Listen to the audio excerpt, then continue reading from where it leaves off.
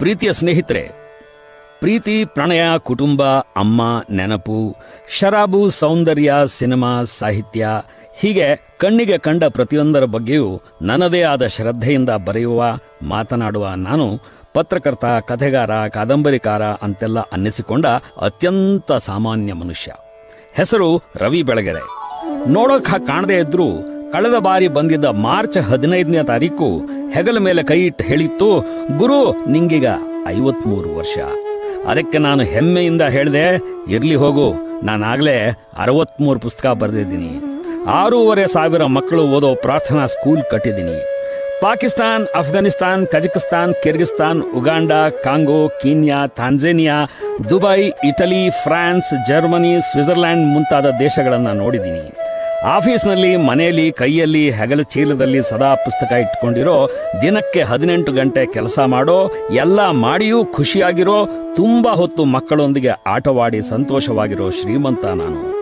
ಇಂಥದ್ದೊಂದು ಅಗಾಧ ಶ್ರೀಮಂತಿಕೆಗೆ ಕಾರಣವಾಗಿರುವ ನನ್ನ ಜೀವನದ ಏಕೈಕ ವಸ್ತು, ಕಂಡು ಕಾಣದೆ ಸಿಕ್ಕಂತೆ ಮಾಡಿ ತಪ್ಪಿಸಿಕೊಳ್ಳುವ, ಒಮ್ಮೆ ನಿಜಕ್ಕೂ ಸಿಕ್ಕು ಮನಸ್ಸು ಮುದಗೊಳಿಸುವ ಆ ಸುಂದರ ಮರೀಚಿಕೆ, ಅದರ ಹೆಸರು ಕನಸು.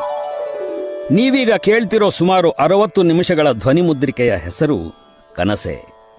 ವಯಸ್ಸಿಗೆ ತಕ್ಕಂತೆ ಬದಲಾಗುವ, ವ್ಯಕ್ತಿತ್ವಕ್ಕೆ ತಕ್ಕಂತೆ ರೂಪುಗೊಳ್ಳುವ, ಅಭಿರುಚಿಗೆ ತಕ್ಕಂತೆ ಆಕಾರ ಪಡೆಯುವ, ಕೇವಲ ನಮ್ಮ ಪ್ರಯತ್ನ ಮತ್ತು ಪರಿಶ್ರಮ, ಶ್ರದ್ಧೆಗಳಿಂದ ಮಾತ್ರ ಸಾಕಾರಗೊಳ್ಳುವ ಅತಿದೊಡ್ಡ ಸುಖದ ಹೆಸರೇ ಕನಸು. ಕೆಲವರಿಗೆ ಶ್ರೀಮಂತರಾಗುವ ಕನಸು, ಮತ್ತೊಬ್ಬರಿಗೆ ರುಚಿ ರುಚಿಯಾಗಿ ಹೊಟ್ಟೆ ತುಂಬ ತಿನ್ನುವ ಕನಸು, ರಂಗು ರಂಗಿನ ಬಟ್ಟೆ ಹಾಕಿಕೊಳ್ಳುವ ಕನಸು, ಒಲಿಂಪಿಕ್ಸ್ನಲ್ಲಿ ಚಿನ್ನ ದೋಚಿ ತರುವ ಕನಸು, ಮುಖ್ಯಮಂತ್ರಿಯಾಗುವ ಕನಸು, ತುಂಬ ಇಳಿಗಾಲದಲ್ಲಿ ಸಿಗೋ ಜ್ಞಾನಪೀಠದ ಕನಸು, ಪ್ರತಿ ಪುಸ್ತಕದ ಓದಿನಿಂದಲೂ ಸಿಗುವ ಜ್ಞಾನದ ಕನಸು, ಈ ಸಲದ ಎಕ್ಸಾಮ್ನಲ್ಲಿ ಫಸ್ಟ್ ರ್ಯಾಂಕ್ ತಂದುಕೊಂಡು ಬಿಡೋ ಕನಸು, ಮೆಚ್ಚಿದ ಹುಡುಗಿ ಹ್ಞೂ ಕಣೋ ಐ ಲವ್ ಯು ಅಂತ ಮುಗುಳ್ನಗೆ ಬೀರುವ ಕನಸು.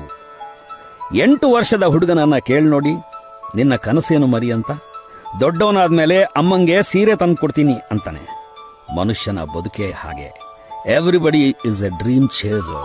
ಜ್ಞಾನಪೀಠ ಪ್ರಶಸ್ತಿ ಪುರಸ್ಕೃತರಾದ ಗಿರೀಶ್ ಕರ್ನಾಡ್ ಅವರು ಒಂದ್ ಕಡೆ ತುಂಬಾ ಸುಂದರವಾಗಿ ಹೇಳಿದ್ದಾರೆ, ದೀಪಗಳಿಲ್ಲದ ಹಾದಿಯಲ್ಲಿ ನಡೆಯಬಹುದು, ಆದರೆ ಕನಸುಗಳಿಲ್ಲದ ಹಾದಿಯಲ್ಲಿ ನಡೆಯಲು ಸಾಧ್ಯವಿಲ್ಲ. How true. ಇನ್ಫ್ಯಾಕ್ಟ್ ಕನಸೆ ಎಂಬ ಈ ಧ್ವನಿ ಮುದ್ರಿಕೆಯನ್ನು ಮಾಡೋದಕ್ಕೆ ನನಗೆ ಪ್ರೇರಣೆಯಾದವರು ಶಿವಮೊಗ್ಗದ ನನ್ನ ಓದುಗರಾದ ಮಂಜುಳಾ ಮತ್ತು ಪ್ರಕಾಶ್ ದಂಪತಿಗಳು. ಅವರು ನನ್ನ ಮನಸೆ ಸಿಡಿ ಕೇಳಿದ್ದಾರೆ. ತುಂಬಾ ಒಳ್ಳೆಯ ಅಭಿರುಚಿ ಇರುವ ಪ್ರಕಾಶ್ LICಯಲ್ಲಿ ಡೆವಲಪ್ಮೆಂಟ್ ಆಫೀಸರ್ ಆಗಿ ಕೆಲಸ ಮಾಡ್ತಿದ್ದಾರೆ. ಅವರ ಬಾಳ ಸಂಗಾತಿ ಮಂಜುಳಾ ಶುದ್ಧ ಮನಸ್ಸಿನ ಗೃಹಿಣಿ, ಜೊತೆಗೆ ಹವ್ಯಾಸಿ ಬ್ಯೂಟಿಷಿಯನ್. ಮಗಳು ಬೃಂದಾ ಮತ್ತು ಮಗ ಅಭಯ್ ಇನ್ನೂ ಓದ್ತಿದ್ದಾರೆ. ಶಿವಮೊಗ್ಗದಲ್ಲಿ ಅವರು 40x70 ಸೈಟಲ್ಲಿ ಗೋಪಾಳ ಬಡಾವಣೆಯಲ್ಲಿ ಕಟ್ಟಿರೋ ಹೊಸ ಮನೆಯ ಹೆಸರು ಕನಸೆ. ನಾವು ಗೃಹ ಪ್ರವೇಶ ಇಟ್ಕೊಂಡಿದ್ದೀವಿ ರವಿ ಅವರೇ. ಬರೋ ಅತಿಥಿಗಳಿಗೆ ಒಂದು ಗಿಫ್ಟ್ ಕೊಡೋ ಇಚ್ಛೆ ಇದೆ. ಗಣೇಶನ ವಿಗ್ರಹ, ಗೊಂಬೆ, ಟವಲು, ಸೀರೆ, ಶರ್ಟ್ ಪೀಸು, ಖಣ ಅಂತ ಕೊಡೋ ಬದಲು ನಿಮ್ಮ ಧ್ವನಿಯಲ್ಲಿ ಕನಸೆ ಅಂತ ಒಂದು ಧ್ವನಿ ಮುದ್ರಿಕೆ ಮಾಡಿಸಿಕೊಟ್ಟಿದ್ರೆ ಚೆನ್ನಾಗಿರುತ್ತೆ. ಇದೊಂದು ಅರ್ಥಪೂರ್ಣ ಸಂಪ್ರದಾಯವಾಗುತ್ತೆ. ನೀವು ಬಿಡು ಮಾಡ್ಕೊಡ್ತೀರಾ ಅಂತ ಕೇಳಿದಾಗ ತಕ್ಷಣ ಒಪ್ಕೊಂಡೆ. ಅಲ್ಲಿಂದ ಶುರುವಾಯಿತು ನನ್ನ ಕನಸುಗಳ ಮೆರವಣಿಗೆ. ಕನಸುಗಳ ವಿಚಾರ ಒತ್ತಟ್ಟಿಗಿರಲಿ. ಮನುಷ್ಯನ ಅತಿ ದೊಡ್ಡ ಇನ್ವೆನ್ಷನ್ ಅಂದ್ರೆ ಯಾವುದು? ಮನುಷ್ಯ ಕಂಡು ಹಿಡಿದ ಕರೆಂಟ, ಬಂದೂಕ, ವಿಮಾನವ, ರಾಕೆಟ, ಕಂಪ್ಯೂಟರ ಅಂತ ಯೋಚಿಸಿದಾಗ ಅದೆಲ್ಲಕ್ಕೆ ಮುಂಚೆ ಮನುಷ್ಯ ನಿಜವಾಗಿಯೂ ಕಂಡು ಹಿಡಿದದ್ದು, ಇನ್ವೆಂಟ್ ಮಾಡಿದ್ದು ಕುಟುಂಬ. ದಟ್ ಇಸ್ ಫ್ಯಾಮಿಲಿ ಅಂತ ಅನ್ನಿಸ್ಬಿಡುತ್ತೆ. ಸಾಮಾನ್ಯವಾಗಿ ಬೇರೆ ಯಾವ ಪ್ರಾಣಿ ಪಕ್ಷಿಗಳಿಗಿಂತಲೂ ವಿಭಿನ್ನವಾದ ರೀತಿಯಲ್ಲಿ ಮನುಷ್ಯ ತನ್ನ ಕುಟುಂಬ ಕಟ್ಕೊಳ್ತಾನೆ. ಕುಟುಂಬ ಅಂದ್ರೆ ಕೇವಲ ಗಂಡ ಹೆಂಡತಿ ಮಕ್ಕಳು ಅಲ್ಲ.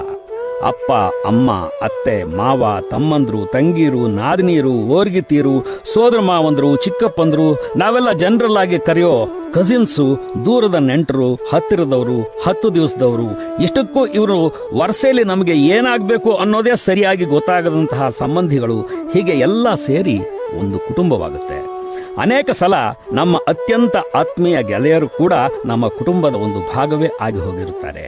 ಪ್ರೀತಿಯಿಂದ ಸಾಕಿದ ನಾಯಿ, ಮೈಯುಜ್ಜುತ್ತಾ ಓಡಾಡುವ ಬೆಕ್ಕು, ತನಗೆ ಮೂಡು ಬಂದಾಗ ಮಾತನಾಡೋ ಗಿಳಿ, ಶ್ರದ್ಧೆಯಿಂದ ಬಂದು ಅವತ್ತಿನ ಕೆಲಸ ಅಚ್ಚುಕಟ್ಟಾಗಿ ಮಾಡಿ ಹೋಗೋ ಕೆಲಸದವರು ಎಲ್ಲ ಸೇರಿ ಒಂದು ಕುಟುಂಬ. ನಮ್ಮ ಮನೆಗಳು ಬೇರೆ ಬೇರೆ ಇರಬಹುದು, ಅದು ಅನುಕೂಲಕ್ಕಾಗಿ ಮಾಡಿಕೊಂಡ ವ್ಯವಸ್ಥೆ.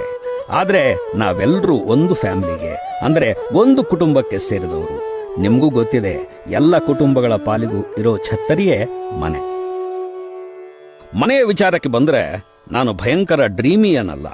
ನನ್ನ ಕನಸುಗಳೇನಿದ್ರು ಅಕ್ಷರ ಪ್ರಪಂಚಕ್ಕೆ, ಮಾತು, ಸಂಗೀತ ಮತ್ತು ಮೌನಗಳ ಸಾಮ್ರಾಜ್ಯಕ್ಕೆ ಸಂಬಂಧಪಟ್ಟಂಥವು. ಓದುವ ಬರೆಯುವ ವಿಷಯಕ್ಕೆ ಬಂದ್ರೆ ನನಗೆ ಮೊಟ್ಟ ಮೊದಲ ಪುಟ್ಟ ಬಣ್ಣದ ಕನಸು ಕಟ್ಟಿಕೊಟ್ಟವಳು ನನ್ನ ತಾಯಿ. ಚಿಕ್ಕಂದಿನಲ್ಲಿ ಒಂದು ಮಡಿವಂತ ಸಮಾಜ ನನ್ನನ್ನು ನನ್ನ ತಾಯಿಯನ್ನು ಕೊಂಚ ದೂರದಲ್ಲೇ ಇರಿಸಿತ್ತು, ಬಹಿಷ್ಕೃತರ ಹಾಗೆ. ಹೀಗಾಗಿ ನನಗೆ ಗೆಳೆಯರಿರಲಿಲ್ಲ. ಆ ದಿನಗಳಲ್ಲಿ, ಅಂದರೆ ನನ್ನ ಬಾಲ್ಯದ ದಿನಗಳಲ್ಲಿ, ಟಿವಿ ಕೂಡ ಇರಲಿಲ್ಲ. ಪ್ರತಿನಿತ್ಯ ಮಲಗುವಾಗ ನನ್ನ ತಾಯಿ ನನ್ನ ದಿಂಬಿನ ಪಕ್ಕದಲ್ಲಿ ಸುಮ್ಮನೆ 2 ಪುಸ್ತಕ ಇಟ್ಟಿರ್ತಿದ್ಲು. ಅವುಗಳಲ್ಲಿನ ಚಿತ್ರ, ಬಣ್ಣ, ನನ್ನ ಒಂಟಿತನ ಯಾವುದು ಆಕರ್ಷಿಸಿತೋ ಕಾಣೆ. ಚಿಕ್ಕಂದಿನಿಂದಲೇ ನಾನು ಪುಸ್ತಕಗಳ ಕಡೆಗೆ ಆಕರ್ಷಿತನಾದೆ. ಹಾಗೆ ಬೆಳೆದ ಇನ್ನೊಂದು ಆಕರ್ಷಣೆ ಎಂದರೆ ಶ್ರವಣ, ಸಂಗೀತ. ಚಂದದ ಗಾಯಕಿಯಾದ ನನ್ನ ತಾಯಿ ಬೆಳಗಿನ ಜಾವ 4:15ಗೆ ಎದ್ದು ಗದುಗಿನ ನಾರಣಪ್ಪನ ಭಾರತವನ್ನ ಸುಶ್ರಾವ್ಯವಾಗಿ ಹಾಡಿಕೊಳ್ತಾ ಇದ್ಲು. ಅದನ್ನ ಕೇಳ್ತಲೇ ಬೆಳೆದ ನಾನು ಅದರಿಂದ ಎಷ್ಟು ಇಂಪ್ರೆಸ್ ಆಗಿದ್ದೆ ಅಂದ್ರೆ, ಸ್ನೇಹ ತ್ಯಾಗಗಳಿಗೆ ಸಂಕೇತವಾದ ಕರ್ಣನ ಪಾತ್ರವನ್ನ ತುಂಬಾ ಇಷ್ಟಪಟ್ಟು ನನ್ನ ಮಗನಿಗೆ ಕರ್ಣ ಅಂತಲೇ ಹೆಸರಿಟ್ಟಿದ್ದೇನೆ. ಅಂದಹಾಗೆ ಅದು ಟಿವಿಗಳಿಲ್ಲದ ಕಾಲವಾದ್ದರಿಂದ ನನ್ನ ಬಾಲ್ಯ ಮತ್ತು ತಾರುಣ್ಯದ ಉದ್ದಕ್ಕೂ ನಾನು ರೇಡಿಯೋ ಕೇಳ್ತಲೇ ಬೆಳೆದವನು.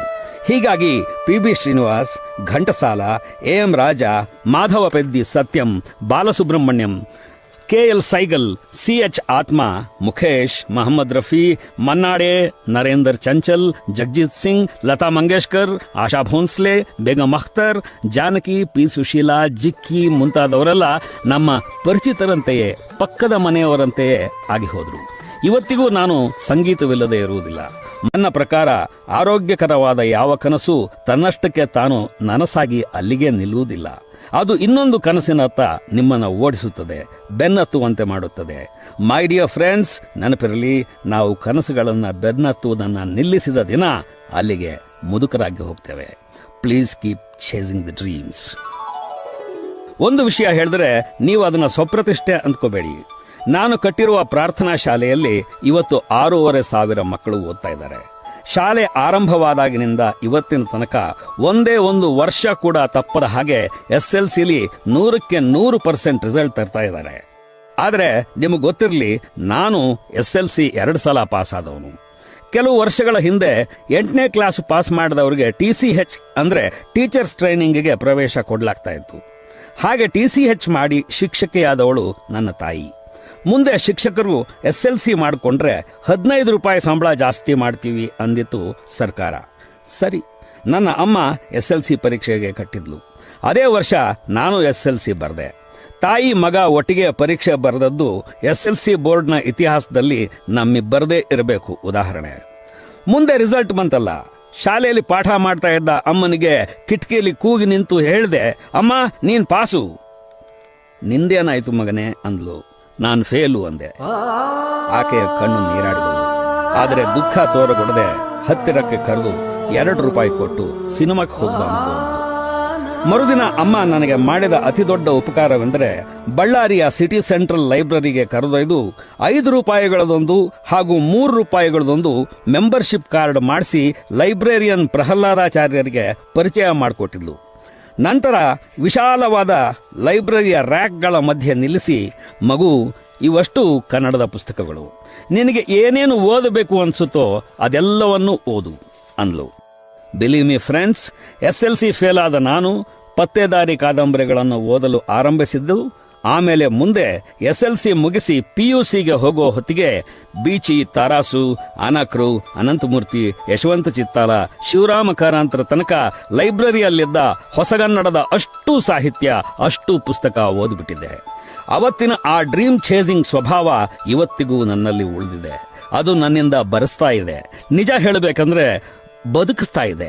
53 ವರ್ಷಗಳಲ್ಲಿ 63 ಪುಸ್ತಕ ಬರೆದಿದ್ದೀನಿ. 100 ತುಂಬೋ ಹೊತ್ತಿಗೆ 150 ಪುಸ್ತಕಗಳನ್ನಾದರೂ ಬರೆಯೋ ಆಸೆ. ಸುಮಾರು 23 ದೇಶ ನೋಡಿದ್ದೀನಿ. 100 ತುಂಬೋ ಹೊತ್ತಿಗೆ 100 ದೇಶವಾದರೂ ನೋಡಿ ಬರೋ ಕನಸು. ಇಂಥದ್ದೊಂದು ಕನಸು ಕಟ್ಟಿಕೊಟ್ಟದ್ದು ಜರ್ಮನಿಯಲ್ಲಿ ನೆಲೆಗೊಂಡಿರುವ ನನ್ನ ಗೆಳೆಯ ದತ್ತ ಹೆಗಡೆ. ನನ್ನ ಕನಸುಗಳ ಮಾತು ಒತ್ತಟ್ಟಿಗಿರಲಿ. ಕನ್ನಡದ ಹಿರಿಯ ಕವಿ ಕುವೆಂಪು ಅವರು ಎಲ್ಲಿಯೂ ನಿಲ್ಲದಿರು ಮನೆಯನೆಂದು ಕಟ್ಟದಿರು ಅಂತ ಬರೆದರು. ಅದನ್ನವರು ಮನುಷ್ಯನ ಚೇತನದ ವಿಷಯಕ್ಕೆ ಸಂಬಂಧಪಟ್ಟ ಹಾಗೆ ಬರೆದರು. ಆದರೆ ಕುವೆಂಪು ಸ್ವತಃ ಒಂದು ನೆಲೆ ನಿಂತರು, ಮನೆಯೂ ಕಟ್ಟಿದ್ರು.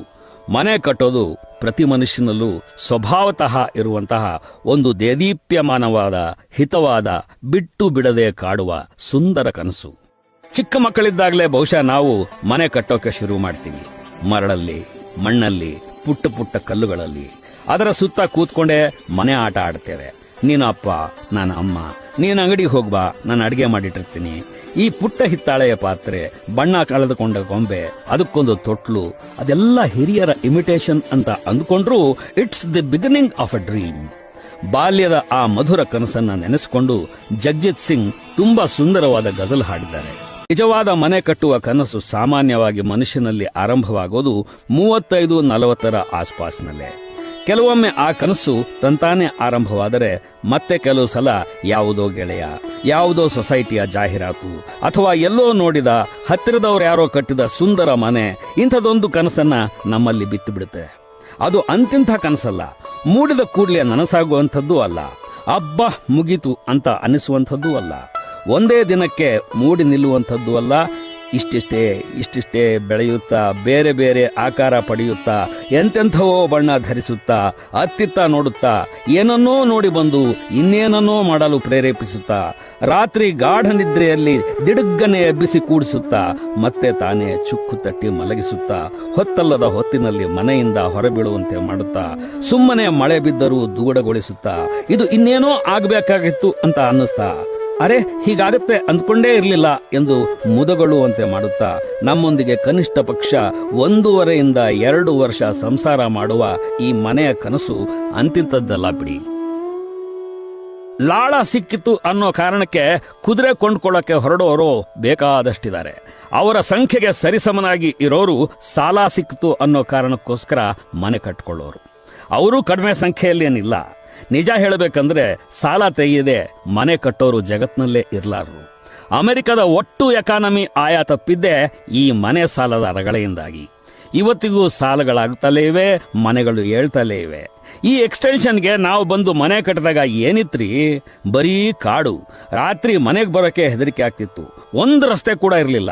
ನಾಗರ ಹಾವು ಹಾಡ ಹಗಲೇ ಓಡಾಡ್ತಾ ಇದ್ವು ನೋಡಿ ಅಂತ ಮಾತನಾಡುವ ಒಬ್ಬ ಹಿರಿಯ ಇವತ್ತಿಗೂ ನಿಮಗೆ ಯಾವುದೇ ಊರಿನ ಯಾವುದೇ ಬಡಾವಣೆಗೆ ಹೋದ್ರೂ ಸಿಗ್ತಾನೆ.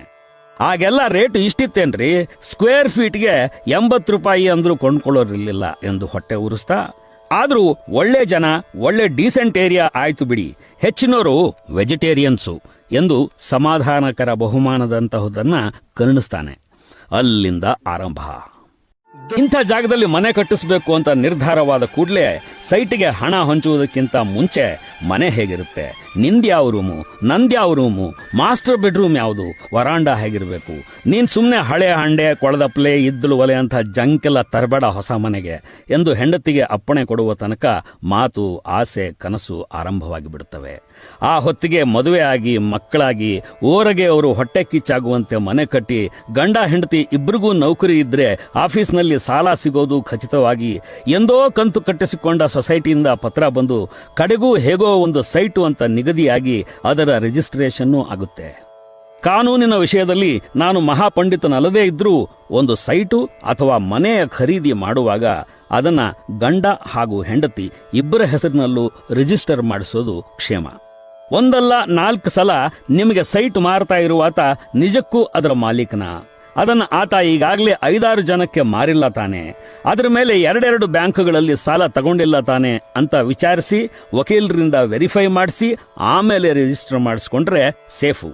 ಇಲ್ಲದೆ ಇದ್ರೆ ಮನೆ ಕಟ್ಟಿ ಮುಗಿಸೋ ಹೊತ್ತಿಗೆ ಆ ಸೈಟಿನ ಇನ್ನೊಬ್ಬ ಓನರ್ ಉದ್ಭವವಾಗಿ ಹೊಸ್ತಿಲಲ್ಲಿ ಕೂತು ಬಿಡ್ತಾನೆ. ಒಮ್ಮೆ ಸೈಟ್ ಖರೀದಿಯಾದ ಮೇಲೆ ನಿಮ್ಮನ್ನ ಹಿಡಿಯೋರಾದರೂ ಯಾರಿದ್ದಾರೆ? ಕೆಲಸ ಇರಲಿ ಬಿಡ್ಲಿ, ಆ ಕಡೆಗೆ ಒಂದ್ಸಲ ಸುಮ್ಮನೆ ಹೋಗಿ ಬರ್ತೀರಿ. ಸೈಟಿನ 4 ಮೂಲೆಯಲ್ಲಿ ನಿಂತು ಬರ್ತೀರಿ. ಅಕ್ಕಪಕ್ಕದವರು ಹೇಗಿದ್ದಾರೆ ಅಂತ ಕಣ್ಣಳತೆಯಲ್ಲಿ ಅಂದಾಜು ಮಾಡ್ತೀರಿ. ಮನೆ ಕಟ್ಟಿ ಮುಗಿಸೋಕೆ ಎಷ್ಟು ದಿನ? ಕ್ಯಾಲೆಂಡರ್ನ ಮುಂದೆ ಕೂತ್ಕೋತೀರಿ. ಅವರ್ಯಾರೋ ಅದ್ಭುತವಾಗಿ ಕಟ್ಸಿದ್ದಾರೆ ಅಂತ ಸುದ್ದಿ ಬಂದಾಗ ಅವರನ್ನ ಹೇಗೋ ಪರಿಚಯ ಮಾಡಿಕೊಂಡು ಅವರ ಮನೆಯ ಅಂಗಳದಿಂದ ಪಾಯ್ಖಾನೆಯ ತನಕ ಭಯಂಕರ ಕುತೂಹಲದೊಂದಿಗೆ ಯಾವ ಸಂಕೋಚವೂ ಇಲ್ಲದೆ ಹೋಗಿ ನೋಡಿ ಬಂದು ನೀವೇ ಒಂದು ನಿರ್ಧಾರಕ್ಕೆ ಬರ್ತೀರಿ. ಮನೆ ಜೋರಾಗೆ ಕಟ್ಟಿಸಿದ್ದಾರೆ, ಭಯಂಕರ ಖರ್ಚು ಆಗಿದೆ. ಆದರೆ ನೋಡು, ಹಣ ಇರೋದೇ ಬೇರೆ, ಮನುಷ್ಯನಿಗೆ ಟೇಸ್ಟ್ ಇರೋದೇ ಬೇರೆ. ಹಾಗಂತ ನಿರ್ಧರಿಸ್ತೀರಿ. ಅದರ ಅರ್ಥ ನಿಮಗೆ ಟೇಸ್ಟ್ ಇದೆ ಮತ್ತು ಕೊಂಚ ಕಡಿಮೆ ಹಣವಿದೆ ಅಂತ ಆಯ್ತಲ್ಲ. ಅದನ್ನ ನೀವು ಒಪ್ಪೋದಿಲ್ಲ. ಬರೀ ಟೇಸ್ಟ್ ಇದ್ರೆ ಸಾಕ? ಒಳ್ಳೆ ಆರ್ಕಿಟೆಕ್ಟ್ ಯಾರು ಅಂತ ಎನ್ಕ್ವೈರಿ ಮಾಡೋಕ್ಕೆ ಶುರು ಮಾಡ್ತೀರಿ. ಆತ ಕಟ್ಟಿದ ಮನೆಗಳನ್ನೊಮ್ಮೆ ನೋಡ್ಕೊಂಡು ಬರ್ತೀರಿ. ಆತ ಕೊಟ್ಟ ರಫ್ ಡಿಸೈನ್ಗಳನ್ನು ಇಟ್ಕೊಂಡು ನೀವೇ ಚರ್ಚೆ ಮಾಡ್ತೀರಿ. ಎಂದೂ ಇಲ್ಲದ್ದು ಪುಸ್ತಕದ ಅಂಗಡಿಗೆ ಹೋಗಿ ಹೋಮ್ ಬಿಲ್ಡಿಂಗ್ ಬಗ್ಗೆ, ಇಂಟೀರಿಯರ್ಸ್ ಬಗ್ಗೆ ಬಂದಿರೋ ಪುಸ್ತಕ ಖರೀದಿ ಮಾಡ್ತಿರ್ತೀರಿ. ಇಂಟರ್ನೆಟ್ನಲ್ಲಿ ಏನಾದರೂ ಸಿಕ್ಕುತ್ತಾ ಜಾಲಾಡ್ತೀರಿ. ಮದುವೆ ಆಗೋ ಹುಡುಗಿ ಬಗ್ಗೆ ಕೂಡ ನೀವು ಈ ಪರಿ ಕುತೂಹಲ, ಆಸಕ್ತಿ ವಹಿಸಿದ್ರೋ ಇಲ್ವೋ, ಈಗ ಮಾತ್ರ ನೀವು ಮಹಾ ಕುತೂಹಲಿ, ಪ್ರಯೋಗಶಾಲಿ, ಟೇಸ್ಟ್ಫುಲ್ ಮ್ಯಾನ್, ಮೆಟಿಕ್ಯುಲಸ್ ವುಮನ್ ಮತ್ತು ನಿಮ್ಮ ಕಾನ್ಫಿಡೆನ್ಸ್ನ ಲೆವೆಲ್ ಅಮೆರಿಕವನ್ನ ಆಳ್ತಾ ಇರುವಂತ ಒಬಾಮಾಗಿಂತ 2 ಔನ್ಸ್ ಜಾಸ್ತಿ ಇರುತ್ತೆ. ಇದೆಲ್ಲದರ ಮಧ್ಯೆ ಹೆಚ್ಚು ಖರ್ಚಿಲ್ಲದ ಒಂದು ಲೋ ಕಾಸ್ಟ್ ಹೌಸ್ ಕಟ್ಸಿದ್ರೆ ಹೇಗೆ, ಎಂಥೆಂಥವರೋ ಕಟ್ಸಿದಾರಂತೆ ಅನ್ನೋ ವಿಚಾರ ಮೂಡಿ, ಇಲ್ಲ ಅದಕ್ಕೆಲ್ಲ ರೀಸೇಲ್ ವ್ಯಾಲ್ಯೂ ಇರಲ್ಲ ಎಂದು ನೀವೇ ತೀರ್ಮಾನಿಸಿ ಉಳಿದ ಎಲ್ಲರಂತೆಯೇ ರೆಗ್ಯುಲರ್ ಆದ ಮನೆ ಕಟ್ಸೋಕೆ ನಿರ್ಧರಿಸ್ತೀರಿ. ಇದರ ನಂತರದ ಹಂತವೇ ಅತಿ ಮುಖ್ಯವಾದ ಹಂತ. ಅದರ ಹೆಸರು ಹಣ. The money, finance. ಸಾಮಾನ್ಯವಾಗಿ ಹೆಚ್ಚಿನವರು ಕೋಟಿಗಟ್ಟಲೆ ಬಜೆಟ್ ಮಾಡಿಕೊಂಡು ಮನೆ ಆರಂಭಿಸ್ತಾರಾದರೂ ಕೋಟಿಗಟ್ಟಲೆ ಹಣ ಕೈಲಿಟ್ಕೊಂಡೇನೋ ಆರಂಭಿಸೋದಿಲ್ಲ. ಹೆಚ್ಚಿನವರು ಸಾಲ ಮಾಡಲೇಬೇಕು. ಆರ್ಕಿಟೆಕ್ಟ್ ಕೊಟ್ಟ ಪ್ಲಾನು, ನಿಮ್ಮಲ್ಲಿರುವ ಇಡುಗಂಟು ಮತ್ತು ಸಿಕ್ಕಲಿರುವ ಸಾಲ ಎಲ್ಲದರ ಲೆಕ್ಕ ಹಾಕಿ ಹುರುಪಿನೊಂದಿಗೆ ಒಬ್ಬ ಕಾಂಟ್ರಾಕ್ಟರ್ನನ್ನ ಹಿಡಿತೀರಿ. ಅವನು ಅನುಭವಿಯ, ಅದನ್ನೂ ಪರೀಕ್ಷಿಸ್ತೀರಿ. ಎಷ್ಟು ದಿನ, ಎಷ್ಟು ಹಣ, ಎಷ್ಟು ತಿಂಗಳಲ್ಲಿ ಮುಗಿಸ್ಕೊಡ್ತೀಯಾ ಅಂತ ಕೇಳ್ತೀರಿ. ಕಾಂಟ್ರಾಕ್ಟರ್ ಹೇಳೋದೆಲ್ಲ ನಿಜವಲ್ಲ ಅಂತ ಗೊತ್ತಿದ್ದು ಕೂಡ ಸದ್ಯ ಅವೆಲ್ಲವೂ ನೀವಂದುಕೊಂಡ ಬಜೆಟ್ನಲ್ಲೇ ಆಗುತ್ತಲ್ಲ ಎಂದು ಸಂಭ್ರಮಿಸ್ತಾ ಇನ್ನಿಲ್ಲದ ಹುರುಪಿನೊಂದಿಗೆ ಅದೊಂದು ಶುಭ ಮುಹೂರ್ತ ಹುಡುಕಿ ಭೂಮಿ ಪೂಜೆ ಮಾಡಿಯೇ ಬಿಡ್ತೀರಿ. ಅವರಿಗೆಲ್ಲ ನೀವು ಮನೆ ಕಟ್ಟೋಕೆ ಆರಂಭಿಸಿರೋದನ್ನ ಹೆಮ್ಮೆಯಿಂದ ಹೇಳ್ತಾ ಅಗೆಯುವ ಪಾಯದ ಆಳದಿಂದ ನಿಮ್ಮ ಕನಸಿನ ಸಸಿ ಬೆಳೆಸೋಕೆ ಪ್ರಾರಂಭಿಸ್ತೀರಿ. ಪಾಯ ಮುಗಿದು ಎದೆ ಎತ್ತರದ ಗೋಡೆಗಳೆದ್ದು ಯಾವ್ಯಾವುದು ಎಲ್ಲೆಲ್ಲಿ ಅಂತ ನಿರ್ಧರಿಸಿದ್ದಾದ್ಮೇಲೆ ನಾವೆಲ್ಲ ಮಾಡುವ ಏಕೈಕ ಮತ್ತು ಅಕ್ಷಮ್ಯವಾದ ಅಪರಾಧವೆಂದರೆ ಕಟ್ಟಿಸ್ತಾ ಇರೋ ಮನೆಗೆ ಈಗಾಗಲೇ ಮನೆ ಕಟ್ಟಿಸಿ ಅನುಭವಿಯಾಗಿರುವ ಅಥವಾ ಹಾಗಂತ ತಾನೇ ಅಂದುಕೊಂಡಿರುವ ಸ್ನೇಹಿತನೊಬ್ಬನನ್ನ ಕರೆದೊಯ್ತೀವಿ. ಅಲ್ಲಿಂದ ಶುರುವಾಗೋದೇ ನಿಜವಾದ ಪ್ರಾಣಿ ಹಿಂಸೆ. ಮುಂಚೆನೆ ನನಗೊಂದು ಮಾತು ಹೇಳಬಾರ್ದಾಗಿತ್ತ ಮಾರಾಯ. ಈ ಕಾಂಟ್ರಾಕ್ಟರ್ ದೊಡ್ಡ ಕಳ್ಳ, ಹೇಳಿದ ಟೈಮ್ಗೆ ಬಜೆಟ್ಗೆ ನಮ್ಮಪ್ಪನಾಣೆ ಮುಗಿಸ್ಕೊಟ್ರೆ ಕೇಳು ಅಂತಾನೆ. ಕಾಂಟ್ರಾಕ್ಟರ್ ಮೇಲೆ ಅನುಮಾನ ಆರಂಭ. ಅಷ್ಟೇ ಆದ್ರೆ ಸರಿ, ನೀನು ಕಟ್ಟಿಗೆ ಎಲ್ಲಿಂದ ತರಿಸ್ದೆ ಹೇಳು? ನಂಗೆ ಫಾರೆಸ್ಟ್ ಡಿಪಾರ್ಟ್ಮೆಂಟ್ನವ್ರು ಚೆನ್ನಾಗಿ ಗೊತ್ತಿತ್ತು ಕಣಯ್ಯ. ಈಗೆಲ್ಲ ದಾಂಡೇಲಿ ಟೀಕು ನಾವು ಅಂದ್ಕೊಂಡಷ್ಟು ಕಷ್ಟ ಅಲ್ಲ. ಬರ್ಮಾ ಟೀಕು ಅದೆಂಥ ಅದ್ಭುತವಾಗಿರುತ್ತೆ ಗೊತ್ತಾ? ಕಟ್ಟಿಸ್ತೀರಿಯಾ, ಜೀವನದಲ್ಲೇ 100 ಮನೆ ಕಟ್ಸಕ್ಕಾಗತ್ತಾ? ಇನ್ನೊಂದು ಫ್ಲೋರ್ ಹಾಕ್ಸ್ಬಿಡು. ಮನುಷ್ಯ ದೊಡ್ಡವನಾಗ್ತಾನೆಯೇ ಹೊರತು ಚಿಕ್ಕವನಾಗಲ್ಲ. ಫ್ಯಾಮಿಲಿ ದೊಡ್ಡದಾಗುತ್ತೆ. ನನ್ನ ಮಾತು ಕೇಳು, ಈ ಗೋಡೆ ಒಡಿಸಿ ಇವೆರಡೂ ರೂಮ್ ಸೇರಿಸಿ ಒಂದು ದೊಡ್ಡ ರೂಮ್ ಮಾಡು. ಮೇಲಿನ ಫ್ಲೋರ್ಗೆ ಒಂದು ಸಪರೇಟ್ ಎಂಟ್ರೆನ್ಸ್ ಕೊಡು. ನಾಳೆ ಅನುವು ಆಪತ್ತು ಅಂತ ಬಂದ್ರೆ ಬಾಡಿಗೆ ಕೊಡಬಹುದು. ಯಾರಾದರೂ ಒಳ್ಳೆ ವೆಜಿಟೇರಿಯನ್ಸ್ನ ನೋಡಿ ಬಾಡಿಗೆ ಕೊಡಬೇಕು. ಮೊದಲನೇ ಫ್ಲೋರ್ನಲ್ಲಿ ಒಂದು ಲಾನ್ ಮಾಡು. ಅದರಿಂದ ಸೀಪೇಜ್ ಆಗಿ ನೀರು ಸೋರಬಾರದು ಅಂತ ಒಂದು ಕೆಮಿಕಲ್ ಸಿಗುತ್ತೆ. ನಾನ್ ತರಿಸ್ಕೊಡ್ತೀನಿ, ಕಾಂಟ್ರಾಕ್ಟರ್ಗೆ ಹೇಳಕ್ ಹೋಗ್ಬೇಡ, 1ಕ್ಕೆ 2 ಚಾರ್ಜ್ ಮಾಡ್ತಾನೆ ಎಂದು ಪುಂಖಾನುಪುಂಖವಾಗಿ ಸಲಹೆ ಕೊಡೋಕೆ ಆರಂಭಿಸೋ ಗೆಳೆಯ ಅಲಿಯಾಸ್ ಅನುಭವಿ ನಿಂತ ನಿಲುವಿನಲ್ಲೇ ನಿಮ್ಮ ತಲೆ ಕೆಡಿಸಿ ಅಂದುಕೊಂಡ ಬಜೆಟ್ಗಿಂತ 1.5 ಪಟ್ಟು ಜಾಸ್ತಿ ಮಾಡಿ ನಿಮ್ಮ ಬಗ್ಗೆ ಕರುಣೆಯಿಂದ ಒಂದು ಉಪಕಾರವನ್ನು ಪುಗಸಟ್ಟೆ ಮಾಡಿದವನಂತೆ ಮನೆಗೆ ಬಂದು ಕಾಫಿ ಕುಡಿದು ಹೋಗ್ಬಿಡ್ತಾನೆ. ಜಗತ್ತಿನಲ್ಲಿ ನಿಜಕ್ಕೂ ಬೇಕಾದಾಗ ಸಿಕ್ಕದೆ ಹೋಗೋದು ಸಹಾಯ, ಬೇಡವೆಂದರೂ ಸಹ ಧಾರಾಳವಾಗಿ ಸಿಗೋದು ಸಲಹೆ. 10 ಜನ ಗೆಳೆಯರನ್ನ ಕರೆದೊಯ್ದು ತೋರಿಸಿ 10 ಸಲಹೆ ಕೊಡ್ತಾರೆ. ಆದರೆ ಬಜೆಟ್ ಮುಗಿದು ಕೈ ಕಚ್ಚೋಕೆ ಆರಂಭವಾದಾಗ 10 ಜನಕ್ಕೆ ಫೋನ್ ಮಾಡಿ ನೋಡಿ, ಸಲಹೆ ನೀಡಿದಷ್ಟೇ ಶಾಣ್ಯಾತನದ ಮಾತುಗಳನ್ನಾಡಿ ಕೊಡೋಕೆ ಸಾಧ್ಯವಿಲ್ಲ ಅಂತಾರೆ 9 ಜನ. ಆದರೆ ಒಬ್ಬ ಮಾತ್ರ ಎಸ್, ಎಷ್ಟು ಬೇಕು ಅನ್ನುತ್ತಾನೆ. ಆ ಕ್ಷಣಕ್ಕೆ ನೀವು ಆನಂದ ತುಂದಿಲರಾಗುತ್ತೀರಿ. ಅವನೇ ನಿಜವಾದ ಗೆಳೆಯ, ಫ್ರೆಂಡ್ ಇನ್ ನೀಡ್ ಅಂದುಕೊಳ್ಳುತ್ತೀರಿ. ಆದರೆ ಅವನು ಸೂಚಿಸುವ ಬಡ್ಡಿ, ಅವತ್ತಿನ ಪರಿಸ್ಥಿತಿಯಲ್ಲಿ ಮನೆ ಮುಗಿದ್ರೆ ಸಾಕು ಅಂತ ಚಡಪಡಿಸ್ತಾ ಇರೋ ನಿಮಗೆ ಅತ್ಯಂತ ಅಪಾಯಕಾರಿಯಾದ ಒಂದು ಡೆಟ್ ಟ್ರ್ಯಾಪ್ ನೊಳಕ್ಕೆ ಸಿಕ್ಕಿ ಬೀಳ್ತಾ ಇದ್ದೀವಿ ಅನ್ನೋದು ಗೊತ್ತಾಗೋದೇ ಇಲ್ಲ. ಡೆಟ್ ಟ್ರ್ಯಾಪ್ ಅನ್ನಲ್ಲ, ಅದಕ್ಕೆ ಕನ್ನಡದಲ್ಲಿ ಸಾಲದ ಸುಳಿ ಅಂತಾರೆ. ನಾನು ಸರ್ವನಾಶದ ಚಕ್ರತೀರ್ಥ ಅಂತೇನೆ. Please be careful about that. ಮನೆಗಾಗಿ ಸಾಲ ಮಾಡೋದು ಬೇರೆ. 20 ವರ್ಷದ ಸರ್ವಿಸ್ ಆಗಿರುವಾಗ ನೀವು ಮಾಡಿದ ಸಾಲ ಕಂತು ಕಂತಾಗಿ ಅನೇಕ ಸಲ ನಿಮಗೆ ಗೊತ್ತು ಆಗದಂತೆ, ಕೈಯು ಕಚ್ಚಿದಂತೆ ಸಂಬಳದಲ್ಲಿ ಡಿಡಕ್ಟ್ ಆಗ್ತಾ ಹೋಗಿ ರಿಟೈರ್ಮೆಂಟ್ ಹೊತ್ತಿಗೆ ನೀವು ನಿರಾಳವಾಗಿ ಬಿಡ್ತೀರಿ. ಚಿಕ್ಕ ಪುಟ್ಟ ಕೈಗಡಗಳನ್ನ ಹೇಗೋ ತೀರಿಸ್ಕೋತೀರಿ. ಆದ್ರೆ ಹೆಂಡತಿಯ ಒಡವೆ ಒತ್ತಿಟ್ಟು ಸಾಲ ತಂದೆ 5% 8%ಗೆ ಬಡ್ಡಿಗೆ ತಂದೆ ಅಂತ ಹೊರಟ್ರೋ ಮುಗೀತು. ಈ ಸಾಲದ ಬಡ್ಡಿ ಕಟ್ಲಿಕ್ಕೋಸ್ಕರ ಮತ್ತೊಂದು ಸಾಲ ಮಾಡಬೇಕಾಗುತ್ತೆ.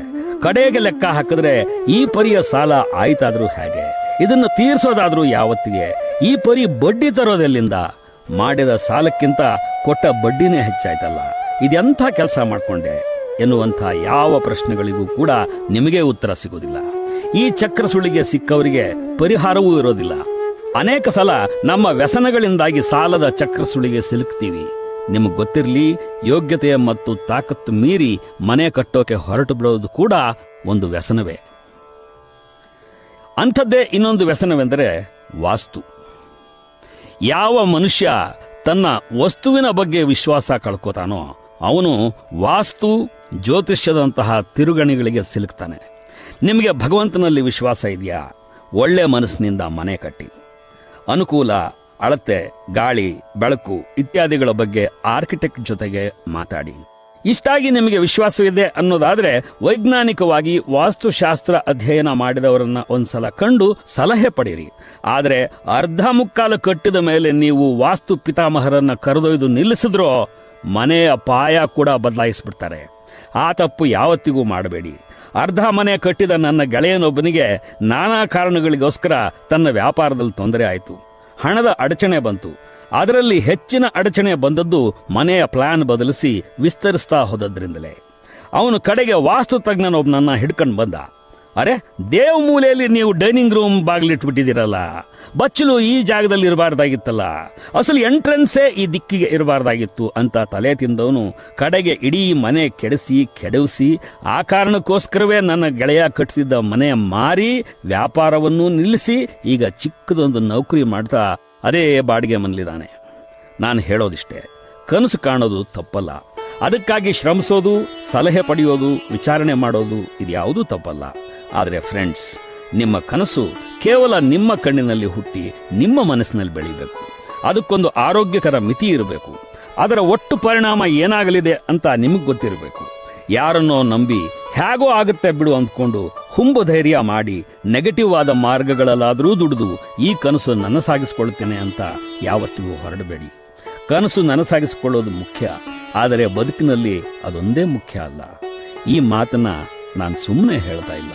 ನನ್ನ ತಾಯಿ ಚಿಕ್ಕ ಸಂಬಳದ ಟೀಚರ್, ಮೇಲಾಗಿ ವಿಧವೆ, ವಿಪರೀತ ಆತ್ಮಾಭಿಮಾನಿ, ಸ್ವಂತಕ್ಕೊಂದು ಮನೆ ಇರಲಿ ಅನ್ನೋ ಆಸೆಯಿಂದ ಒಂದು ಮನೆ ಕಟ್ಟಿಸಿದ್ಲು. ಅದಕ್ಕೆ ಸಾಲ ಮಾಡಿದ್ಲು. ಸಾಲ ತೀರ್ಸೋಕೆ ಸಹಾಯ ಆಗಲಿ ಅಂತ ಇನ್ನೊಂದು ಚಿಕ್ಕ ಮನೆ ಬಾಡಿಗೆ ಕಟ್ಟಲು. ಆದರೆ ಮಾಡಿದ 2 ಸಾಲ ತೀರ್ಸೋಕೆ ತನ್ನ ಮಧ್ಯ ವಯಸ್ಸಿನಲ್ಲಿ ಆರೋಗ್ಯವನ್ನೂ ಲೆಕ್ಕಿಸದೆ 2 ಶಾಲೆಗಳಲ್ಲಿ ಕೆಲಸ ಮಾಡಿ, ಟ್ಯೂಷನ್ ಹೇಳಿ, ಬಿಡುವಿಲ್ಲದೆ ದುಡಿದು ಕೇವಲ 50 ವರ್ಷದವಳಿದ್ದಾಗ ಸಾಲದ ಟೆನ್ಷನ್ ಭರಿಸೋಕಾಗದೆ BP ತರಿಸ್ಕೊಂಡು ಅದೊಂದು ದಿನ ಪಾರ್ಶ್ವವಾಯುವಿಗೆ ತುತ್ತಾದಳು. ಎಂಥ ದುರ್ವಿಧಿ ನೋಡಿ! ಪಾರ್ಶ್ವವಾಯು ಹೊಡೆದ ನಂತರ ಕೂಡ 8 ವರ್ಷ ಆಕೆ ತನ್ನ ಸಾಲ ತೀರಿಸುವುದಕ್ಕೋಸ್ಕರ ದುಡಿಬೇಕಾಗಿ ಬಂತು. ಹೇಳಿದ್ನಲ್ಲ, ವಿಪರೀತ ಆತ್ಮಾಭಿಮಾನದ ಹೆಣ್ಣುಮಗಳು ಆಕೆ. ಅಷ್ಟೇ ಶಿಸ್ತು. ಪಾರ್ಶ್ವವಾಯುಗೆ ತುತ್ತಾದ ನಂತರವೂ 8 ವರ್ಷ ಕೆಲಸ ಮಾಡಿ ಸಾಲದ ಮೊತ್ತವನ್ನ ಪೈಸೆಗೆ ಪೈಸೆ ಚುಕ್ತಾ ಮಾಡಿ ಕಾಯಿಲೆ ಬಂದ ನಂತರ 18 ವರ್ಷ ಬದುಕಿದ್ದು ತಾನು ಕಟ್ಟಿದ ಆ ಮನೆಯಲ್ಲೇ ಒಂದು ಮುಂಜಾನೆ ತನ್ನ ಬದುಕಿಗೆ ವಿದಾಯ ಹೇಳಿದ್ಲು. ನಾನಾಗಲೇ ಹೇಳಿದ್ನಲ್ಲ, debt trap, DEBT, debt trap ಅಥವಾ ಸಾಲದ ಚಕ್ರ ಸುಳಿ ಅಂತ. ಅದಕ್ಕೆ ಸಿಕ್ಕೊಂಡಿದ್ಲು ನನ್ನ ತಾಯಿ. ಇವತ್ತು ಆಕೆ ಕೇವಲ 250 ರೂಪಾಯಿಗಳಿಗೆ ಕೊಂಡ್ಕೊಂಡ ವಿಶಾಲವಾದ ಸೈಟು ಬಳ್ಳಾರಿಯಲ್ಲಿದೆ. ಬೆಂಗಳೂರಿನಲ್ಲಿ ನನಗೆ, ನನ್ನ ಮಕ್ಕಳಿಗೆ ಶಾಲೆಗಳಿವೆ, ಬಂಗಲೆಗಳಿವೆ. ಸುಮಾರು 100 ಕೋಟಿ ರೂಪಾಯಿಗೆ ಬಾಳುವಂತಹ ಕಟ್ಟಡಗಳು, ಪ್ರಾರ್ಥನಾ ಸ್ಕೂಲ್ಗಿವೆ. ಆದರೆ ಅವುಗಳನ್ನು ನೋಡಕ್ಕೆ ಅಮ್ಮನೇ ಇಲ್ಲ. ಆಕೆಯ ಒಂದು ಕನಸು ಆಕೆಯನ್ನೇ ಕಸಿದೊಯ್ದು ಬಿಡ್ತು. ಹಾಗಾಗಬಾರ್ದಲ್ಲ. ವೆಲ್, ಮೊದಲೇ ಹೇಳಿದಂತೆ ನಾನು ಮನೆಗಳ ವಿಷಯದಲ್ಲಿ ತುಂಬಾ ಡ್ರೀಮಿ ಅಲ್ಲ. ಒಬ್ಬ ಬಡ ವಿಧವೆಯ ಸ್ಕೂಲ್ ಟೀಚರ್ ಅಲ್ಲ, ಆವರೇಜ್ ಬುದ್ಧಿವಂತಿಕೆಯ ವಿದ್ಯಾರ್ಥಿಯಾಗಿ ಸರಿಯಾದ ಯಜಮಾನ್ಯವಿಲ್ಲದೆ ಬದುಕಿಗೊಂದು ಫ್ರೇಮ್ ಅಂತಲೇ ಇಲ್ಲದೆ ಬೆಳೆದವನು ನಾನು. 36ನೇ ವಯಸ್ಸಿನ ತನಕ ನಾನು ಮಾಡಿದ ಹೋರಾಟ ಕೇವಲ ನನ್ನ ಅಸ್ತಿತ್ವಕ್ಕಾಗಿ, ಬದುಕೋದಕ್ಕಾಗಿ, ಎಕ್ಸಿಸ್ಟೆನ್ಸ್ಗಾಗಿ ಆದಂತಹದಾಗಿತ್ತು. ನಾನಿದ್ದಂಥ ಮನೆಗಳನ್ನು ನೆನೆಸ್ಕೊಂಡ್ರೆ ನಿಜಕ್ಕೂ ಅಂಥ ಕುಹರಗಳಲ್ಲಿ, ಹಂದಿಗೂಡುಗಳಲ್ಲಿ, ನೆಲಮಾಳಿಗೆಗಳಲ್ಲಿ, ಕತ್ತಲ ಗವಿಗಳಲ್ಲಿ ಇದ್ದದ್ದು ಹೌದಾ ಅಂತ ಆಶ್ಚರ್ಯ ಆಗುತ್ತೆ. ನೆಂಟರಿಷ್ಟರ ಮನೆಗೆ ಹೋದರೆ ಅವಮಾನಗಳಾಗ್ತವೆ ಅನ್ನೋ ಕಾರಣಕ್ಕೆ ಬಸ್ ಸ್ಟ್ಯಾಂಡ್ನಲ್ಲಿ ಬಹಳ ದಿವಸ ಮಲಕ್ಕೊಂಡವನು ನಾನು. ಗೆಳೆಯರ ಮನೆಯಲ್ಲಿ ಸುಮ್ಮನೆ ಉಂಡ್ಕೊಂಡಿರೋದು ತಪ್ಪು ಅನ್ನೋ ಕಾರಣಕ್ಕೆ ಅವರ ಮನೆಗಳಲ್ಲಿ ಅಡಿಗೆ ಮಾಡ್ಕೊಂಡಿದ್ದವನು ನಾನು. ಬೇರೆ ಯಾವುದಕ್ಕಿಂತಲೂ ಹೆಚ್ಚಾಗಿ ಕೆಲಸಕ್ಕೆ ಪ್ರಾಮುಖ್ಯತೆ ಕೊಡೋನಾದ್ರಿಂದ ಮನೆಗಿಂತ ಹೆಚ್ಚು ಆಫೀಸ್ನಲ್ಲೇ ಉಳ್ಕೊಂಡವನು ನಾನು. ಇವತ್ತಿಗೂ ನನ್ನ ಮನೆಯಲ್ಲಿ ನನ್ನ ರೂಮು ಅಂತ ಪ್ರತ್ಯೇಕವಾದೊಂದು ರೂಮ್ ಇಲ್ಲ. ಆಫೀಸ್ನಲ್ಲಿ ಅತ್ಯಂತ ಸುಸಜ್ಜಿತವಾದ ಬಾತ್ರೂಮ್ನಿಂದ ಹಿಡಿದು ಎಲ್ಲಾನೂ ಇವೆ. ಏಕೆ ಅಂದ್ರೆ ಬದುಕಿನ ನನ್ನ ಪ್ರತಿ ಕನಸು ಹುಟ್ಟಿ ಸಾಕಾರಗೊಳ್ಳುವುದೇ ನನ್ನ ಆಫೀಸ್ನಲ್ಲಿ. I love it. ಆದರೆ ಬದುಕಿನಲ್ಲಿ ಉಳಿದದ್ದೇನೇ ಇರಲಿ, ಕೊನೆಗಾಲಕ್ಕೆ ಯಾರ ಹಂಗೂ ಇರದಂತೆ ನಮ್ಮದು ಅಂತ ಅನ್ನಿಸ್ಕೊಂಡ ಒಂದು ಸ್ವಂತ ಮನೆ ಇರಬೇಕು ಅನ್ನೋದು ಪ್ರತಿ ಮನುಷ್ಯನ ಕನಸು. ಇಷ್ಟೆಲ್ಲ ಕಷ್ಟಪಟ್ಟು ಕಟ್ಟಿದ ಮನೆಯಲ್ಲಿ ನಾವೆಷ್ಟು ಮಹಾವರ್ಷ ಇರ್ತೀವಿ? ಯಾರಿಗೆ ಬಿಟ್ಟು ಹೋಗ್ತೀವಿ?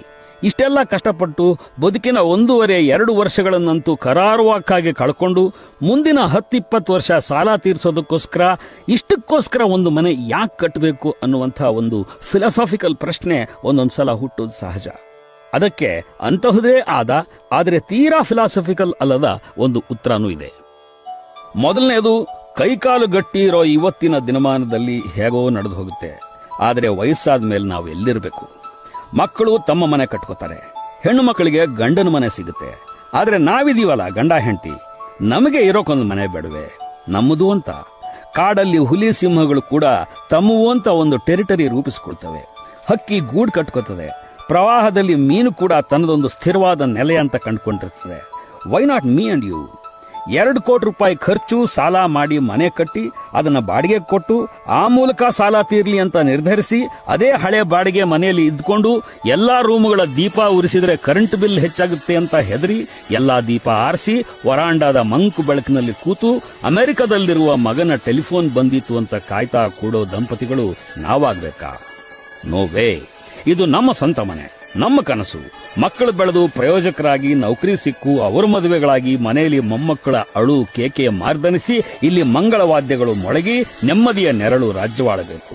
ಕನಸೆಂದ್ರೆ ಅದು. ಅದಕ್ಕಾಗಿ ಮನೆ ಕಟ್ಟಬೇಕು. ಕನಸೆಂದ್ರೆ ಅಷ್ಟೇ ಅಲ್ಲ, ನಾವು ಕಟ್ಟೋದು ಕೇವಲ ಹೌಸ್ ಅಲ್ಲ, ಅದು ನಿಜವಾದ ಅರ್ಥದಲ್ಲಿ ಹೋಮ್. ಹೋಮ್ಗೂ ಹೌಸ್ಗೂ ವ್ಯತ್ಯಾಸ ಇದೆ. ಹೌಸ್ ಅನ್ನೋದು ಕಲ್ಲು, ಇಟ್ಟಿಗೆ, ಮಾರ್ಬಲ್ಲು, ಹಿತ್ತಲುಗಳ ಮೊತ್ತ. ಹೋಮ್ ಅನ್ನೋದು ಬದುಕು. ಆದ್ದರಿಂದಲೇ ಸುದರ್ಶನ್, ನನ್ನ ಮನೆಯ ವಿಳಾಸವಿಷ್ಟೇ. ಈ ಮನೆ 4 ಕಡೆಯಿಂದ ಮುಕ್ತ. ನೀನು ಕದ ತಟ್ಟಬೇಕಿಲ್ಲ, ಇದೀರಾ ಅಂತ ಕೂಗಬೇಕಿಲ್ಲ. ಅಸಲು ಮನೆಗೆ ಬಾಗಿಲೇ ಇಲ್ಲ. ಇರುವ ಗೋಡೆಗಳೆಲ್ಲ ಅದೃಶ್ಯ, ಮೌನ. ನನ್ನ ಚಂದದ ಮನೆಗೊಂದು ಸೂರೂ ಇಲ್ಲ. ಬೆಳಕು ನಿಚ್ಚಳ, ತುಂಬಾ ಬಿಸಿಲು ಅನ್ನಿಸ್ತಾ. ಬದುಕೆ, ನಿನ್ನ ಸೆರಗಲ್ಲಿ ಕೊಂಚ ನೆರಳು ಕದ್ದುಕೊಂಡು ನಾನು ಬದುಕಬೇಕು ಬದುಕೆ. ನೋಡು, ನನ್ನ ಮನೆಯ ವಿಳಾಸ ಸ್ಪಷ್ಟವಿದೆ. ಮನೆ ಎದುರು ಪ್ರೀತಿ ಅಂತ ಬರೆದಿದೆ. ಜಸ್ಟ್ ಪ್ರೀತಿ. ನೀನು ಕದ ತಟ್ಟಲೇಬೇಕಿಲ್ಲ. ನೀನು ಬಂದೆ ಅನ್ನೋದು ನಿನ್ನ ಉಸಿರಾಟದ ಏರಿಳಿತಗಳಿಂದಲೇ ನಾನು ಗೊತ್ತು ಮಾಡ್ಕೊಂಡ್ಬಿಡ್ತೀನಿ. ತುಯ್ದು ಬರುವ ಗಾಳಿಯ ಘಮ ನನಗೆ ಗುಟ್ಟು ಬಿಟ್ಟುಕೊಡುತ್ತೆ. ನಿನ್ನ ಸೃಷ್ಟಿಯ ಹೂವು ನಾನು. ನಿನ್ನ ಬೊಗಸೆಯಲ್ಲಿ ಈ ಮುಖ ಮುಚ್ಚಿಕೊಂಡು ಬದುಕು ಕಳೆಯಬೇಕು ಬದುಕೆ. ನನ್ನ ಬದುಕೆ, ನನ್ನ ಮನೆಗೆ ಬಾ. That's exactly the dream. ಮನೆ ಅಂದ್ರೆ ಅದು. ಮನೆ ಕಟ್ಟುವ ಕನಸು ಅಂದ್ರೆ ಅದು. ಮನೆ ಅಂದ್ರೆ ಹೌಸ್ ಕನ್ಸ್ಟ್ರಕ್ಟ್ ಮಾಡಿ ಸಾಲ ಸೋಲಕ್ಕೆ ಸಿಲುಕಿ ತೊಂದರೆಗೊಳಗಾದವರನ್ನ ನಾನು ಸಾಕಷ್ಟು ಸಲ ನೋಡಿದ್ದೀನಿ. ಆದರೆ ನೀನು ಬಂದೆ ಎಂಬುದನ್ನ ಕೇವಲ ನಿನ್ನ ಉಸಿರಾಟದ ಏರಿಳಿತದಿಂದ, ನಿನ್ನ ಮೈಯ ಘಮದಿಂದ ತಿಳಿದುಕೊಂಡು ಬಿಡಬಲ್ಲ ಮನೆಯೊಡತಿ ಮತ್ತು ಮನೆಯೊಡೆಯ ಕಟ್ಟಿದಂತಹ ಹೋಮ್ನಿಂದಾಗಿ ಯಾರಾದರೂ ಪಡೆದಿದ್ದರೆ ಅದು ಸಂತೋಷ ಒಂದೇ, ಶಾಂತಿ ಒಂದೇ, ನೆಮ್ಮದಿ ಒಂದೇ. ಆ ತರಹದ ಹೋಮ್ ಯಾರನ್ನೂ ಸಂಕಷ್ಟಕ್ಕೆ ಸಿಲುಕಿಸಿಲ್ಲ. ಈ ಧ್ವನಿ ಮುದ್ರಿಕೆಯನ್ನ ನೀವು ಮನೆಯವರೆಲ್ಲ ಕೇಳ್ತಾ ಇದ್ದೀರಾದ್ರೆ ನಿಮ್ಮಲ್ಲಿ ನಾನು ವಿನಂತಿಸೋದಿಷ್ಟೇ. ಹೌಸ್ ಕನ್ಸ್ಟ್ರಕ್ಟ್ ಮಾಡುವ ಕನಸಿನ ಜೊತೆಯಲ್ಲೇ ಒಂದು ಹೋಮ್ ಬಿಲ್ಡ್ ಮಾಡುವಂಥ ಆರೋಗ್ಯಕರವಾದ ಕನಸನ್ನೂ ಕಾಣಿ. ಈಗಿನಿಂದಲೇ, ಈ ಕ್ಷಣದಿಂದಲೇ. ಹೆಸರಿಡೋ ವಿಷಯಕ್ಕೆ ಸಂಬಂಧಪಟ್ಟಂತೆ ಕೂಡ ನಾನು ತುಂಬಾ ಕುತೂಹಲಿ. ನಿಮಗೆ ಗೊತ್ತಿರಬಹುದು, ಮುಂಬಯಿಯ ಅತ್ಯಂತ ದುಬಾರಿ ಪ್ರದೇಶವಾದ ಬ್ಯಾಂಡ್ ಸ್ಟ್ಯಾಂಡ್ನಲ್ಲಿ ಮನೆ ಕಟ್ಟಿಸಿರುವ ಶಾರುಖ್ ಖಾನ್ ತನ್ನ ಮನೆಗೆ ಇಟ್ಟಿರುವ ಹೆಸರು ಮಿನ್ನತ್. ಕನ್ನಡದ ಕವಿ ನಿಸಾರ್ ಅಹಮದ್ ಅವರು ತಮ್ಮ ಪದ್ಮನಾಭನಗರದ ಮನೆಗಿಟ್ಟಿರುವ ಹೆಸರು ಹಯಾತ್. ಹಯಾತ್ ಅಂದರೆ ಬದುಕು. ಜ್ಞಾನಪೀಠ ಪ್ರಶಸ್ತಿ ವಿಜೇತ ಚಂದ್ರಶೇಖರ ಕಂಬಾರರು ತಮ್ಮ ಮನೆಗೆ ಸಿರಿಸಂಪಿಗೆ ಅಂತ ಹೆಸರಿಟ್ಟಿದ್ದಾರೆ. ಚಿತ್ರನಟ ನಾಟಕಕಾರ ಸಿಂಹ ಹೆಸರಿಟ್ಟಿರೋದು ಸರಿಯಾಗೇ ಇದೆ. ಅದರ ಹೆಸರು ಗುಹೆ. ವಿಷ್ಣುವರ್ಧನ್ ನಾಗರಹಾವು ಚಿತ್ರದಿಂದ ಬ್ರೇಕ್ ಪಡೆದಿದ್ದರಿಂದ ತುಂಬಾ ಅರ್ಥಗರ್ಭಿತವಾಗಿ ವಲ್ಮೀಕ ಅಂತ ಹೆಸರಿಟ್ರು. ಕೆಲವರು ಮನೆ ದೇವರ ಹೆಸರಿಡ್ತಾರೆ. ಲಕ್ಷ್ಮೀನಾರಾಯಣ ನಿಲಯ, ವೆಂಕಟೇಶ್ವರ ನಿಲಯ, ಬನಶಂಕರಿ ನಿಲಯ. ಅದೆಲ್ಲ ಸರಿ. ಬೆಂಗಳೂರಿನಲ್ಲಿ ನಾನೊಂದು ಮನೆ ನೋಡಿದ್ದೀನಿ. ಅದರ ಹೆಸರು ಬೇತಾಳ ನಿಲಯ. ಹಾಗಂತ ಯಾಕೆ ಹೆಸರಿಟ್ಟರೋ ಗೊತ್ತಿಲ್ಲ. ಮನೆಯ ವಾಸ್ತು ತಪ್ಪಬಹುದು, ಆರ್ಕಿಟೆಕ್ಟ್ ತಪ್ಪಿರಬಹುದು. ಆದರೆ ಹೆಸರು ಬೇತಾಳ ನಿಲಯವಾದರೂ ಆ ಮನೆಯ ತಾಳ ತಪ್ಪಬಾರದು ಅಲ್ವೇ? ಮನೆಯ ತಲೆಬಾಗಿಲಲ್ಲಿ ಒಣಗಿದ್ದರೆ ತೋರಣ. ಮನೆಯ ತಲೆಬಾಗಿಲಲ್ಲಿ ಒಣಗಿದ್ದರೆ ತೋರಣ. ನಾನೊಬ್ಬನೇ ಅಲ್ಲ, ನೀನೂ ಕಾರಣ. ದಾಂಪತ್ಯದ ಒಲವು ತಂದು ತುಂಬಬೇಕು ನಾವೇ ಪ್ರತಿ ಸಲವು ಎಂಬ ಮುತ್ತಿನಂಥ ಸಾಲುಗಳನ್ನು ಬರೆಯುತ್ತಾರೆ ಕವಿ BR ಲಕ್ಷ್ಮಣರಾವ್. ನೀವು ನಿಮ್ಮ ಮನೆಗೆ ಏನೇ ಹೆಸರಿಡಿ, ಹೇಗೇ ಸಿಂಗಾರ ಮಾಡಿ, ಆದರೆ ತೋರಣ ಬಾಡದೇ ಇರೋ ಹಾಗೆ ಪ್ರೀತಿಯ ಹೂರಣವನ್ನ ಮನೆಯವರೆಲ್ಲರೂ ತಂದು ಹಾಕ್ತಾನೇ ಇರಬೇಕು. ಗೃಹ ಪ್ರವೇಶದ ದಿನವೊಂದೇ ಅಲ್ಲ, ಮನೆಯ ಹೆಬ್ಬಾಗಿಲ ತೋರಣ ಪ್ರತಿನಿತ್ಯ ನಳನಾಳಿಸುತ್ತಲೇ ಇರಬೇಕು. ಮೊದಲಿನಂತೆ ಈಗೆಲ್ಲ ಗೃಹಿಣಿಯರು ತಮ್ಮನ್ನು ತಾವು ಹೌಸ್ ವೈಫ್ ಅಂತ ಕರೆದುಕೊಳ್ಳೋದಿಲ್ಲ. ಅವರಿಗೆ ತಮ್ಮ ಪ್ರಾಮುಖ್ಯತೆ ಗೊತ್ತಾಗಿದೆ. ಹೋಮ್ ಮೇಕರ್ ಅಂತ ಪರಿಚಯ ಮಾಡ್ಕೋತಾರೆ. ಒಬ್ಬ ಕಾಂಟ್ರಾಕ್ಟರ್ ತನ್ನನ್ನು ತಾನು ಹೋಮ್ ಬಿಲ್ಡರ್ ಅಂತ ಪರಿಚಯಿಸ್ಕೋಬಹುದು. ಆದರೆ ಹೋಮ್ ಮೇಕರ್ ಅಂತ ಪರಿಚಯಿಸಿಕೊಳ್ಳೋದು ಆಕೆ ಮಾತ್ರ, ಗೃಹಿಣಿ. ನನ್ನ ಬಲವಾದ ವಾದ ಅಂದ್ರೆ ಗೃಹಿಣಿ ಎಷ್ಟರ ಮಟ್ಟಿಗೆ ಹೋಮ್ ಮೇಕರ್ ಅನ್ನಿಸ್ಕೋತಾಳೋ ಆಕೆಯ ಗಂಡ ಅಂದರೆ ಮನೆ ಯಜಮಾನ ಕೂಡ ಹೋಮ್ ಮೇಕರ್ ಅನ್ನಿಸ್ಕೋಬೇಕು. ಕನಸು ಅನ್ನೋದು ಮಲಗಿ ಏಳುವುದರ ನಡುವಿನ ಸಮಯದಲ್ಲಿ ಘಟಿಸುವ ಕಾಲ್ಪನಿಕ ಸಂಗತಿ ಅಲ್ಲ. ಅದು ಅದರ ಸಾಕಾರಕ್ಕಾಗಿ ನಾವು ದಿನವಿಡೀ ಬಡಿದಾಡುವ ರಿಯಾಲಿಟಿ.